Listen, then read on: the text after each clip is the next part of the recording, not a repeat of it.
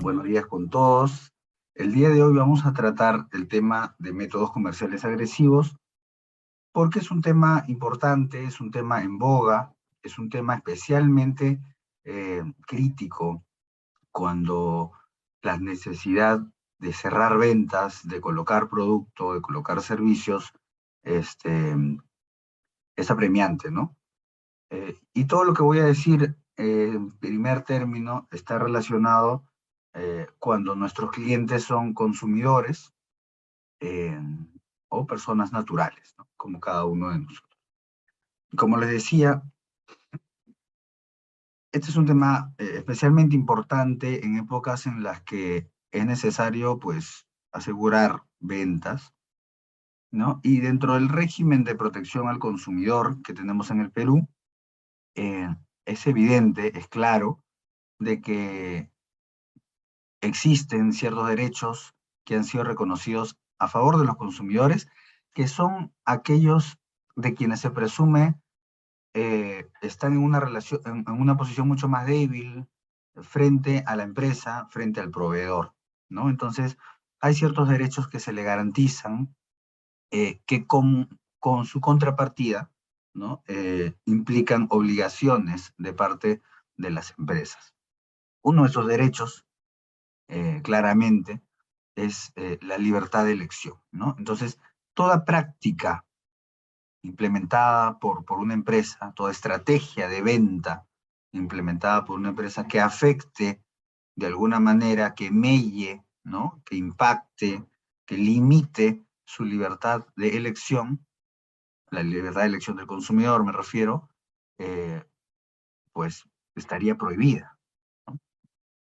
Y esto en particular resulta relevante en momentos en los que, como la misma Sala de Protección al Consumidor ha reconocido en múltiples decisiones, eh, hoy por hoy, pues la comercialización, la difusión de productos y servicios se basa y se soporta muchas veces en técnicas mucho más sofisticadas, ¿no?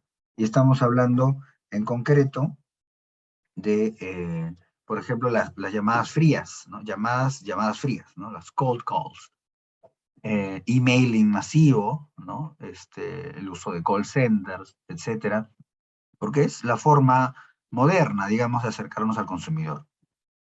Hay una distinción además interesante e importante que hay que tomar en cuenta. La publicidad, la publicidad es el gran género eh, que tiene por objetivo poner la información de los productos y servicios al alcance de los consumidores para generar recordación, para darles información sobre las características de los productos, etcétera, ¿no? Esta publicidad, como seguramente conocen, tiene su propia regulación, ¿no? También desde la perspectiva de protección al consumidor y desde la perspectiva de la competencia desleal. Dentro de la publicidad hay una serie de estrategias, de acciones, de conductas que podemos llamar promoción comercial, que tienen un objetivo más inmediato, ¿no? Son estrategias que buscan que el consumidor no solamente conozca, sino que compre ya, que compre en este momento o en el más breve tiempo posible. Eh, y por eso se les ofrece beneficios, se les ofrece por ahí algún descuento de locura, etcétera. Y después tenemos las ventas agresivas, que son un grupo, un subtipo de parte desde la promoción comercial, ¿no? En las que, digamos, existe ya un nivel de presión un poco más alto, ¿no? Que en casos de una impertinencia, por ejemplo, desproporcionada o una persistencia desproporcionada, ¿no? Una presión que termine limitando o falseando de alguna manera la libertad de elección del consumidor, eso también podría ser ilegal. Entonces, el Código de Protección al Consumidor ha establecido una serie de supuestos y de casos, ¿no? Para ya aterrizar y no quedarnos en generalidades, ha establecido una serie de casos en los cuales se presume pues, que ha habido una limitación, una afectación a la libertad de contratar, a la libertad de elección, y por tanto estas conductas constituyen infracciones. Infracciones sancionables, además que como ustedes conocen, el Código de Protección al Consumidor tiene como multa máxima 450 UITs. Esto es como $500,000. Entonces no es poca cosa. Entre estos métodos comerciales agresivos, ¿no? Y para entrar ya a algunos casos concretos, uno de ellos es crear la impresión de que el consumidor ya ganó un premio, ¿no? Decir, oye, ganaste esto, ven y recógelo. Y en realidad no existe ese premio, o el premio pues está condicionado a algún gasto, algún pago, que no estaba pues debidamente informado, ¿no? Cambiar información o cambiar las condiciones de contrato, por ejemplo, entre la llamada y el envío del correo confirmando el contrato, evidentemente eso es un engaño absoluto, ¿no? Luego, las visitas, los contactos persistentes, impertinentes, con mayor razón si es que la persona dijo o ya solicitó no ser contactada, ¿no? Eso también es un método comercial agresivo y legal. Y el otro tipo, digamos, que también vamos a tocar el día de hoy en particular, es el empleo de centros de llamada, las llamadas frías, eh, el emailing, ¿no? Que tengan por objetivo promocionar bienes y servicios sin el consentimiento previo, informado y expreso del target, ¿no? Del receptor, del usuario destinatario. Ahora, como recordarán, yo les dije que esto básicamente se aplica a consumidores, ¿no? Esta protección, digamos, de su libertad de elegir, de asumir que son la parte débil, se aplica a consumidores. Si estamos frente a una empresa, digamos, que no sea microempresa, porque también ahí hay algunos, bueno, la norma establece que en algunos casos la microempresa puede ser considerada consumidor. Pero digamos, si estamos ante una empresa PAR, ¿no? Digamos, este tipo de métodos comerciales, pues en principio no serían ilegales, ¿no? Persistir en llamadas, etcétera, pues eso no sería ilegal propiamente, ¿no? En principio.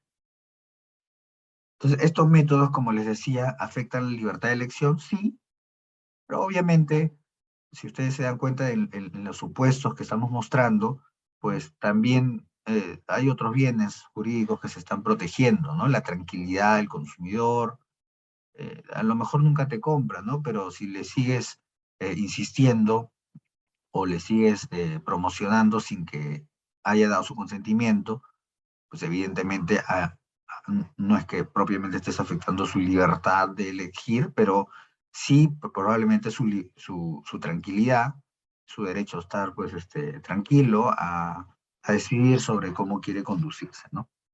Ok, esto es teoría, pero digamos quería darles un primer overview sobre cómo están regulados estos métodos comerciales en Perú. Bueno, el primer caso que les quería mostrar es un caso que seguramente ustedes habrán podido ver en su experiencia personal, eh, yo también, y es la agencia de viajes mayorista, ¿no? Es la que te hace hacer un raspa y gana, a ver si ganaste algo o casualidad, si ganaste, ¿no? O te llaman y te dicen, usted ha ganado, ¿no es cierto? O inscríbase aquí y gane un premio. Al final, varios clientes o consumidores denunciaron que cuando fueron a la agencia, los tuvieron 2 horas escuchando una charla y luego le dijeron que si querían, digamos, aplicar el premio o utilizar el bono, tenían pues que afiliarse a un programa de 1 año, 2 años, ¿no es cierto?, con pagos mensuales, ¿no? Entonces, esto, digamos, casi por definición, calza con método comercial agresivo porque precisamente el código establece que uno de los supuestos es hacer creer, ¿no? Generarles la impresión, esto es lo que dice la sala, ¿no? Generas la impresión de que el consumidor ha ganado un premio, cuando en realidad el uso y disfrute está condicionado a gasto de tiempo y dinero de parte del supuesto ganador. Pero no solo eso. En este caso, el Indecopi, para poder levantar más pruebas, se presentó ante la agencia y levantó cierta información, ¿no? Y también, o sea, como consumidores incógnitos me refiero, pero además entrevistó a una serie de personas que también habían, digamos, sido sujetas de estos métodos que fueron finalmente sancionados. Uno de ellos, por ejemplo, decía, fíjense al final, bueno, al inicio, ¿no? Avanzaban las conversaciones y yo como que un poco me desinteresé, no quería más, pero ellos utilizaron un lenguaje de convencimiento. Parece que lo presionaron, le dijeron firma aquí, y al final esta persona declara, prácticamente ya fui coaccionado por ese señor que me hizo firmar un pagaré para asegurarse. En el pagaré, digamos, yo tenía que dar solidariamente tanto de dinero. Otra pregunta. ¿Solicitó usted leer el contrato que iba a suscribir antes de suscribirlo? Y el señor dice, bueno, yo ya me sentía aturdido con tanta conversación que tuve con la señorita. Firmé los documentos más, no por voluntad, sino ya por cansancio. Evidentemente esto no es el único detonante, ¿no? Como les decía, Indecopi hizo la labor de consumidor incógnito y pudo recabar más información acerca de cómo estaban cerrando las ventas esta empresa, ¿no? Y al final, como les decía, la sanción no es poca, 80 UITs, más de 80 UITs. Pero en la misma modalidad hay otro caso también relativamente reciente, ¿no? Donde lo mismo, ¿no? Las agencias de viajes mayoristas, bueno, les decía que seguramente han escuchado porque es bastante común en realidad. La sanción llegó a ser de 285 UITs. Ahora, ¿por qué? Ustedes dirán, pero ¿por qué tan alto? La forma de analizar estas multas parten o del daño generado al consumidor o el beneficio percibido, el beneficio ilegal percibido gracias a estos métodos agresivos. Eh, entonces, bueno, se hizo un cálculo sobre el valor o el costo de oportunidad del tiempo perdido por las personas, que eran como 2 horas, más el costo de traslado, por el número de los asistentes durante todo un periodo de tiempo, y todo eso dividido entre la probabilidad de detección, que normalmente multiplica la multa por 2 o 3 veces más. Entonces, como les decía, las sanciones pueden llegar a 450 UITs, no siempre va a ser así, pero digamos que hay un riesgo allí al momento de diseñar nuestras estrategias de captación y de cierre de ventas. Entonces, ese es un primer tipo, un primer caso tipo, para llamarle de una manera. El segundo caso que les quería mencionar era el de la empresa de telecomunicaciones. La Sala de Protección al Consumidor sancionó como método comercial agresivo 2 situaciones. Primero, envió mensajes de texto de promoción comercial a una persona, pese a haber estado inscrito en el registro Gracias No Insista, y luego, pese a no tener el consentimiento previo del consumidor. ¿Por qué es que hago esta diferencia? Porque en el Perú hemos tenido dos regímenes en relación con las llamadas, los emailings, ¿no? El uso de call centers, etcétera, para promocionar bienes y servicios. Voy a empezar por aquí. El primer régimen lo podemos resumir de la siguiente manera, y está en el lado izquierdo del cuadro que ustedes están viendo. Es el Código de Protección al Consumidor, es el artículo dedicado a los métodos comerciales agresivos.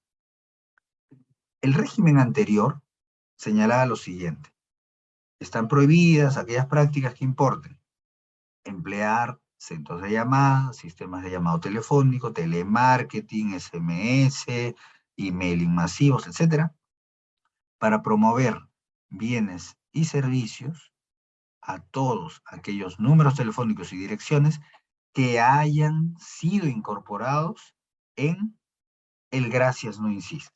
Era un registro que el Indecopi tenía y en el que cada uno de nosotros podía inscribirse para no ser contactado, ¿ok? Ahora, ustedes dirán, entonces, ¿la regla cuál era?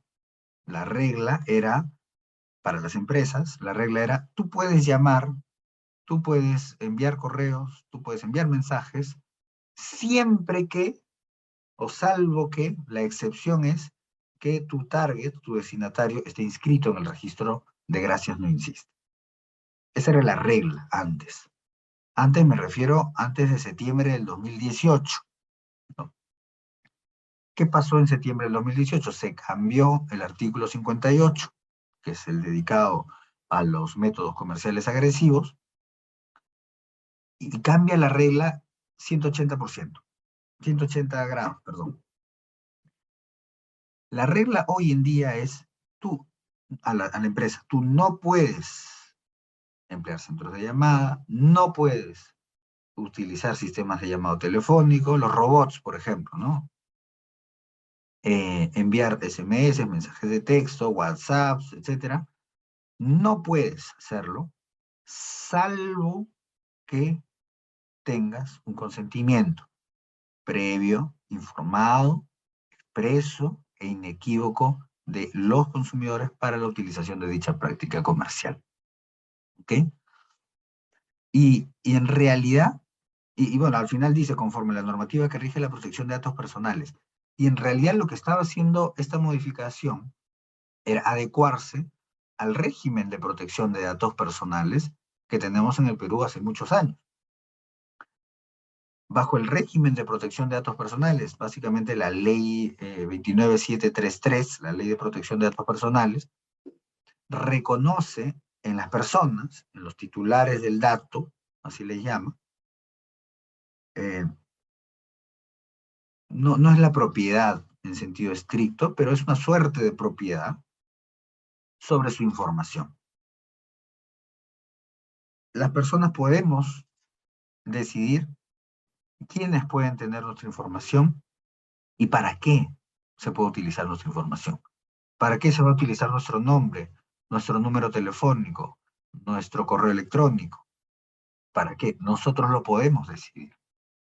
Y eso lo garantiza la Ley de Protección de Datos Personales. Entonces, si se dan cuenta, el régimen anterior chocaba con la normativa de protección de datos personales, porque lo que establecía era digamos, un sistema más permisivo, ¿no?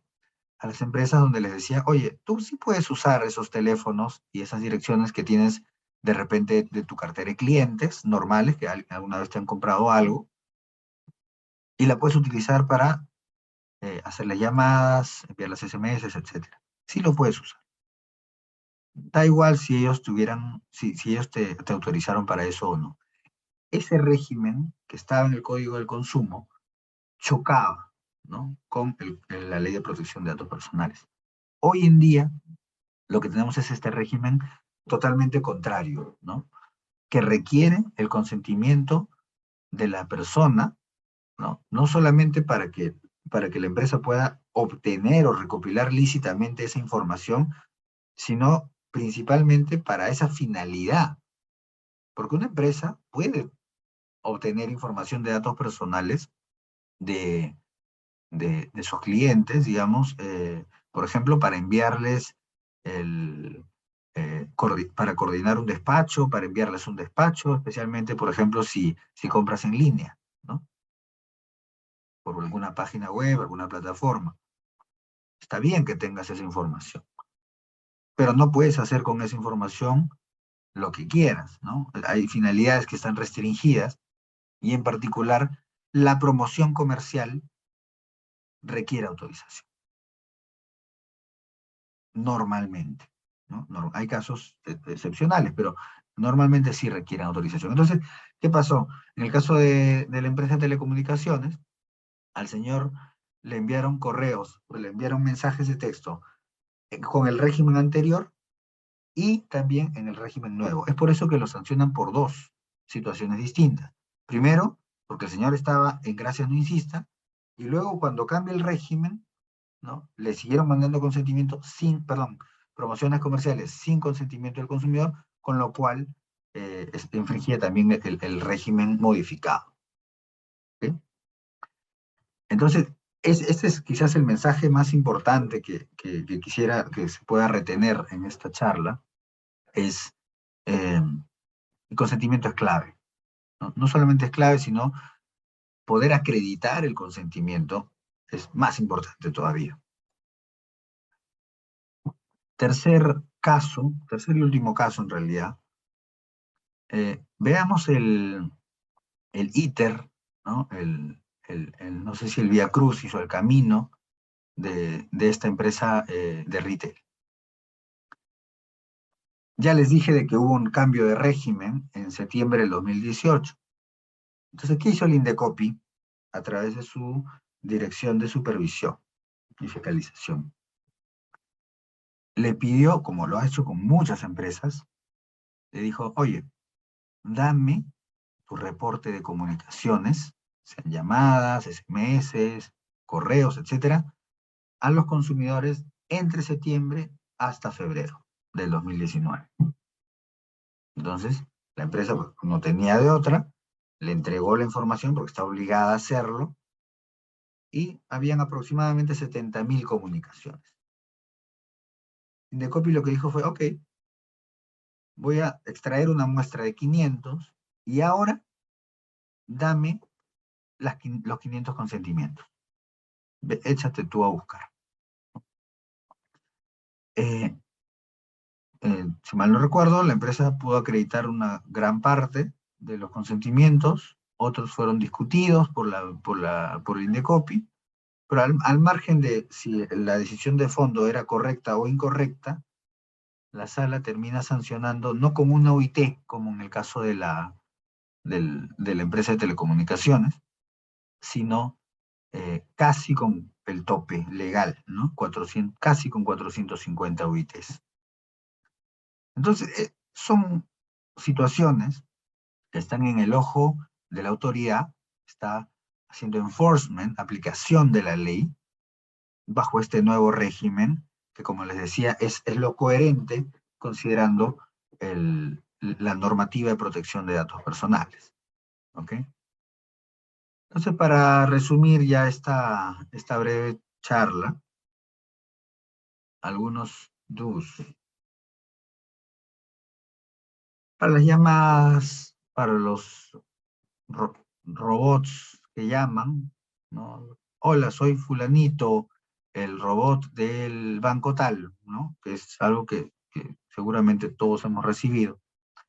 Para los emails, para el telemarketing, es necesario recopilar el consentimiento individual para ser contactado con fines de promoción comercial. Segundo, el consentimiento no es cualquier consentimiento, tiene que ser libre, es decir, la persona tiene que poder decir si quiero o no quiero, ¿no? Si alguien te está contratando un servicio, no le puedes decir o poner en la cláusula del contrato de servicios, te voy a enviar información comercial.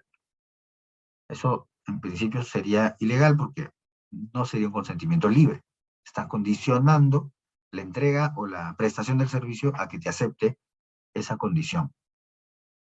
Tiene que ser previo a las llamadas, obviamente, ¿no? Previo al emailing, tiene que ser informado y tiene que ser expreso e inequívoco, ¿no? Aquí no vale, como podría suceder en algún otro país, no valen los consentimientos implícitos, ¿no? Se entiende, pero si me está dando sus datos, se sobreentiende, no, eso no funciona. Y, como les decía, el consentimiento debe poder acreditarse, ¿no? Mediante grabaciones, formatos físicos. Si usamos firma electrónica en iPads, por ejemplo, pues eso genera un registro digital, entre otros. Y la última pregunta que nos quedaría, ¿y qué pasa si yo tengo una base de datos previa a septiembre del 2018? ¿Puedo usarla para fines de promoción comercial? La respuesta es, si la usaste para fines de promoción comercial antes de septiembre del 2018 y esas personas no estaban inscritas en el registro Gracias No Insista, no hay problema. Pero si estás haciendo promoción comercial hoy, la conducta es de hoy, y no tienes consentimiento, da igual si tu base es antigua. Entonces, les quería comentar esto. Muchas gracias por la atención y me quedo atento a las preguntas. Existen excepciones al que se debe contar con el consentimiento, por ejemplo, el caso de atención de servicios que involucran la seguridad de nuestros clientes. Claro, a ver, si nosotros vamos a contactar a nuestros clientes para fines de atención de servicios, o para, bueno, ahí ponen el ejemplo de recall, ¿no? En esos casos, técnicamente no estás haciendo promoción comercial. O sea, no estás intentando venderle algo a esa persona. Estás cumpliendo con una obligación como proveedor y entonces en ese caso sí los puedes llamar sin ningún problema. No es un método comercial agresivo porque no hay promoción comercial ahí. El recall, como sabemos, implica pues algún defecto en el bien, ¿no? Y para poder evitar riesgos a los propios consumidores, pues tenemos que contactarlos, ¿no? Para que devuelvan el bien o para ver algún tipo de solución. Entonces, ahí no hay promoción comercial y no estaríamos en la obligación de obtener el consentimiento. A ver, acá hay otra pregunta. Dice, quería saber si la empresa cambió de razón social, ¿qué debo hacer con la base de datos que tengo actualmente? Ok, esta es una pregunta ya más de protección de datos personales, y es también importante. La norma de datos personales lo que te dice, para empezar, la ley de protección de datos personales regula el tratamiento de datos personales. ¿Y qué implica el tratamiento? Implica si uno recopila, si la empresa recopila datos personales de clientes, de trabajadores, de postulantes, de potenciales clientes, etc. Recopila datos personales, los almacena, los filtra, los sistematiza, los utiliza para llamar, etc. Entonces está haciendo un tratamiento de datos personales y tiene un banco de datos personales que es el conjunto de toda esa información. Una de las obligaciones establecidas por esta ley es que el titular del banco, es decir, la empresa que decidió crear ese banco para llevar a cabo sus finalidades, inscriba ese banco ante la Autoridad de Protección de Datos Personales, que es el Ministerio de Justicia. Existe un registro de protección de datos personales que además es público. Ustedes pueden entrar y ver cualquier empresa, ver cuáles son los bancos de datos personales que tiene inscritos. ¿Qué pasa si la empresa cambia de razón social? Tiene que actualizar ese registro, ¿no? Tiene que iniciar un procedimiento de modificación de banco y decir, mira, ya no me llamo fulanito, sino menganito, ¿no? Evidentemente acreditará con la partida correspondiente y con eso es suficiente, el registro se actualiza y ya está. Dice, el INDECOPI y la autoridad de datos en su función fiscalizadora y sancionadora podría resolver sobre el no consentimiento en el envío de publicidad. Claro, claro, el INDECOPI o podría sancionar. Acá hay una discusión interesante, porque también uno podría pensar, ok, si yo hago promoción comercial y no tengo el consentimiento, ¿cuál es la contingencia? La contingencia es doble. Por el lado de copy, te expones a haber incurrido en métodos comerciales agresivos, ¿no? Que es lo que acabo de mencionar hace un rato. Multa hasta 450 UITs. Si es que se acredita pues que no hay consentimiento. Por el lado de la Autoridad de Protección de Datos Personales, lo que vas a tener es un riesgo de tratamiento de datos sin consentimiento. Eso significa que estás utilizando esa información de los consumidores, esos datos personales de los consumidores, para enviar publicidad sin el consentimiento de ellos eh, en relación con ese tratamiento. Multa máxima en datos personales son 100 UITs. Y hay discusión porque, claro, uno podría decir, oye, pero es la misma conducta, hay que discutir un non bis in idem, ¿no? O sea, no me puedes sancionar 2 veces por lo mismo, pero lo normal, por lo menos hasta ahora, la práctica de estas dos entidades es que cada una dice, yo protejo un bien jurídico diferente y además aplico una norma diferente. Así que esto no es non bis in idem, cada uno, vamos a decirlo así, se despacha por su lado. Consulta, si una persona ha solicitado darse de baja en una suscripción, ¿aplica también para otros canales? Bueno, depende cómo está fraseado ese darse de baja, ¿no? Uno puede decir simplemente al final del correo, si ya no quieres recibir estos correos, eh, haz clic aquí. Si la persona hace clic ahí, ya no debería recibir correos, pero si tiene un consentimiento más amplio, que le permite, en el que ustedes pueden, digamos, contactarlo por diversos medios, entonces en realidad sí podrían, porque ese consentimiento general no ha sido revocado. Eh, Ahora, si se dan cuenta también, voy a retroceder un poquito, en la parte final abajo del texto actual dice, este consentimiento puede ser revocado en cualquier momento y conforme a la normativa que rige la protección de datos personales. Si la persona realmente quiere que no lo contacten más, o quiere que su información sea eliminada al 100% de la base de datos de la empresa, pues en realidad lo que tendría que hacer conforme a la normativa de protección de datos personales es ejercer un derecho de revocación y eventualmente también, si se lo desea, de cancelación o eliminación de sus datos. A ver, estos formatos de consentimiento deben tener frases o preguntas clave para obtener el consentimiento. Sí, bueno, el consentimiento tiene que ser informado, ¿no? Esto significa, esto significa que el consentimiento debe incluir, de acuerdo con la normativa de protección de datos personales, debe incluir información sobre quién es el responsable, por cuánto tiempo se va a tener la información, para qué finalidades, en qué banco se va a inscribir, quiénes son los terceros que podrían tener acceso a esa información, cómo ejercer los derechos de revocación, de oposición, de acceso, etc. Entonces, tiene que cumplir con una serie de ítems, si se quiere, para que sea un consentimiento informado y por ende un consentimiento válido. Si no hago esa modificación, no le puedo enviar nada de publicidad entonces. A ver, volvemos a la pregunta de qué pasa si una empresa cambia de razón social.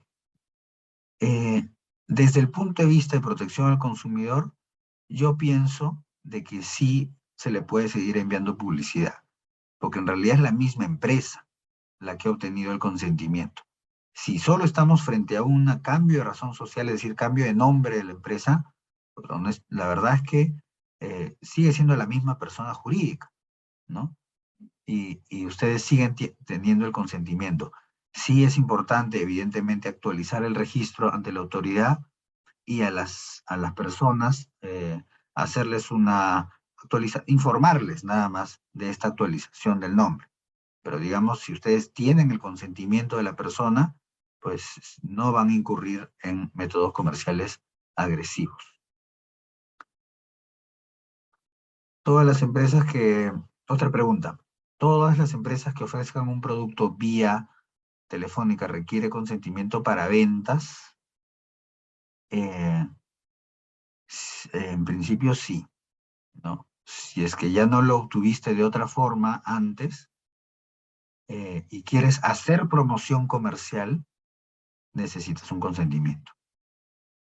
Por eso es que muchas veces la forma de acreditar el consentimiento es la grabación de la llamada. El tema es para ventas. ¿Tiene aplicación para gestiones de cobranzas?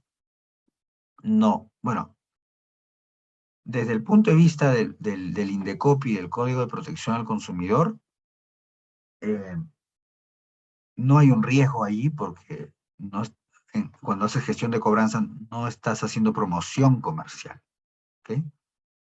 Sin embargo, desde el punto de vista de protección de datos personales, la gestión de cobranza implica un tratamiento de datos, ¿no? Que tendría que estar eh, debidamente informado al momento de obtener los datos de la persona, ¿no? Una persona cuando entrega sus datos, si no se le pide un consentimiento desde el punto de vista de protección de datos personales, por lo menos hay que informarle qué va a pasar con su información. Por ejemplo, si yo me pido un préstamo al banco, obviamente voy a dejar mis datos. Hasta ahí, el banco tiene la obligación de informarme cuáles son las condiciones que van a aplicarse a mi información personal. Una de las condiciones va a ser, oye, por si acaso si no pagas, vamos a utilizar tu información para las gestiones de cobranza. Normalmente eso está incluido, pero si es que la gestión de cobranza la vamos a tercerizar, hay que informarle al titular de datos que hay un tercero que va a tener acceso a su información. Eso también es relevante, ya no como método comercial agresivo, sino como un buen tratamiento o el cumplimiento de la regulación de datos personales. Eh, Otra pregunta, ¿se aplica a llamadas o correos para realizar encuestas de satisfacción? Esto también es interesante. Desde el punto de vista de los métodos comerciales agresivos, yo les diría, las llamadas de encuestas de satisfacción no son propiamente promoción comercial. Entonces, por ese lado no hay un riesgo. Pero, desde el punto de vista de protección de datos personales, eh, la persona sí podría, con todo derecho eventualmente, decir, mira, yo mis datos te los he entregado para que me vendas el producto, para que me entregues el producto y nada más, ¿no? O para que cumplas con tu parte del contrato.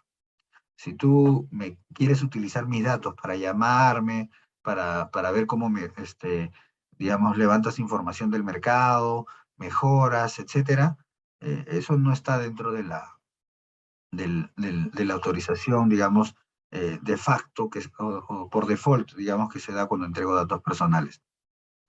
Sin embargo, hay algunas encuestas de satisfacción que si es que son bien planteadas, es decir, si es que son un simple seguimiento a la idoneidad del producto, ¿no? Entonces sí son totalmente legítimas y están dentro no requeriría un consentimiento adicional, ¿no? Eh, ¿Por qué? Porque la empresa está tratando de garantizar que el producto o el servicio que ha digamos, prestado, ha sido idóneo, ¿no? Ha sido idóneo. Y que no va a tener luego problemas de insatisfacción o reclamos de parte de ese consumidor. Si está planteado de una manera muy escueta y limitada a eso, pues yo pensaría que no se necesita un consentimiento adicional. Si la empresa, otra pregunta, si la empresa principal que contrata alcohol es quien elabora las pautas y textos, ¿la multa es para la empresa principal o para el alcohol? Es para la empresa principal, ¿ya? Es para la empresa principal, efectivamente. Porque finalmente es la empresa proveedora, pro- técnicamente que es la que está llevando a cabo las llamadas, si bien valiéndose de un tercero, es la que está generando todo la acción propiamente de la acción comercial. Otra pregunta, ¿el formulario Google es un medio válido para obtener consentimiento? Sí, sí es un medio válido. Evidentemente hay que, hay que asegurarnos que los términos de privacidad sean adecuados, ¿no? Y suficientes, pero es un canal perfectamente válido. Otra pregunta, ¿puedo llamar a un cliente que ha pedido expresamente ser dado de baja de la base para explicarle los beneficios que acepte ser contactado otra vez? Eh, a ver, si ha pedido ser contactado, ser dado de baja de la base, eh, depende de qué significa eso, ¿no? si es un derecho de eliminación, pues el dato hay que eliminarlo. No hay otra posibilidad. Si dado de baja significa poner un check, digamos, en tu base de datos, en tu software, diciendo no contactar, ¿no?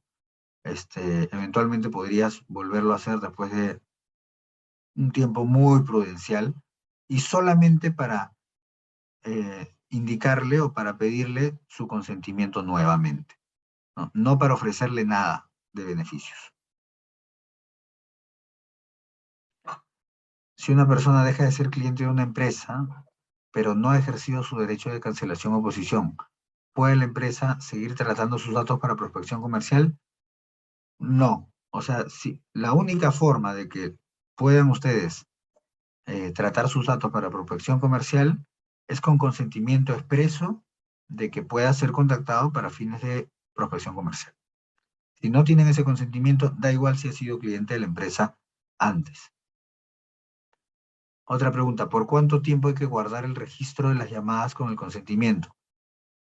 Por el tiempo, o sea, mínimamente por el tiempo que lo tienes en tu base de datos y que esas personas son sujetas o targets, digamos, para recibir ese tipo de llamadas. Pero incluso luego de que ya no las estás llamando, por un tema de prevención, digamos, por lo menos 2 o 3 años más. Porque acuérdense que en el caso de Indecopi, el plazo de prescripción es de 2 años. Entonces, efectivamente alguien podría decir, oye, fulanito, tal empresa me llamó en el 2020. Claro, de repente ustedes ya no tienen, ya no están contactando a esa persona, pero la persona tiene el pantallazo de que ustedes lo han llamado, le han mandado correos, etcétera, ¿no? Y el Indecopio va a decir, ok, bueno, vamos a preguntarle a la empresa. Y la empresa va a tener que acreditar que sí tenía el consentimiento. La última pregunta es, ¿puedo condicionar a los clientes a aceptar mi política de privacidad para crearse, ay,